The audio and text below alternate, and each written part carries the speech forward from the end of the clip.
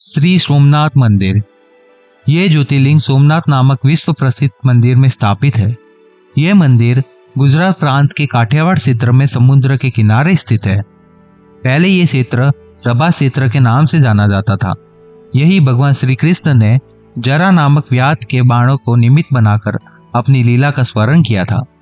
यहाँ के ज्योतिर्लिंग की कथा पुराणों में इस प्रकार दी हुई है। दक्ष प्रजापति की 27 कन्या थी। उन सभी का विवाह चंद्र देवता के साथ हुआ था, किंतु चंद्रमा का समस्त अनुराग उनमें एक केवल रोहिणी के प्रति ही रहता था। उनके इस कार्य से दक्ष प्रजापति की अन्य कन्याओं को बहुत कष्ट रहता था।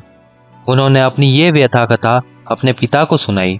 दक्ष प्रजापति के इसके लिए चंद्रदेव को बहुत प्रकार से समझाया, किंतु रोहिणी की वशीभूत उनके हृदय पर इसका कोई प्रभाव नहीं पड़ा। अंततः दक्ष ने क्रुद्ध होकर उन्हें श्रेयी हो जाने का शाप दे दिया। इस शाप के कारण चंद्रदेव तत्काल श्रेयग्रस्त हो गए। उनके श्रेयग्रस्त होते ही पृथ्वी पर सुधा शीतलता वर्षंका उनका सारा कार्य रुक गया। चारों ओर त्राही त्राही मच गई। चंद्रमा भी बहुत दुखी और चिंतित थे। उनकी प्रार्थना को सुनकर इंद्र आदि देवता तथा वशिष्ठ आदि ऋषिगण उनके उद्धार के लिए पितामह ब्रह्मा जी के पास गए। सारी बातों को सुनकर ब्रह्मा जी ने कहा, चंद्रमा अपने शाप विमोचन के लिए अन्य देवताओं के साथ पवित्र प्रभास क्षेत्र में जाकर मृत्युंजय भगवान की आराधना करें। उनकी कृपा से अवश्य ही इसका शाप नष्ट हो जाएगा और ये रोग मुक्त हो जाएंगे। उनके कथानुसार चंद्रदेव ने मृत्युंजय भगवान की आराधना का सारा कार्य पूरा किया। उन्होंने घोर तपस्या करते हुए 10 करोड़ मृत्युंजय मंत्र का जप किया। इससे प्रसन्न होकर मृत्युंजय भगवान शिव ने उन्हें अमृतत्व का वर प्रदान किया। उन्होंने कहा, चंद्रदेव तुम शोक न करो, मेरे वर से तुम्हारा शाप मोचन तो होगा ही, साथ ही साथ प्रजापति दक्ष के वचनों की रक्षा भी हो जाएगी। कृष्ण पक्ष में प्रतिदिन तुम्हारी एक एक कला क्षीण होगी, किंतु पुनः शुक्ल पक्ष में उसी कर्म से तुम्हारी एक एक कला बढ़ जाया करेगी। इस प्रकार प्रत्येक पूर्णिमा को तुम्हें पूर्ण चंद्रत्व प्राप्त होता रहेगा। चंद्रमा को मिलने वाले पितामह ब्रह्मा जी के इस वरदान से सारे लोगों के प्राणी प्रसन्न हो उठे।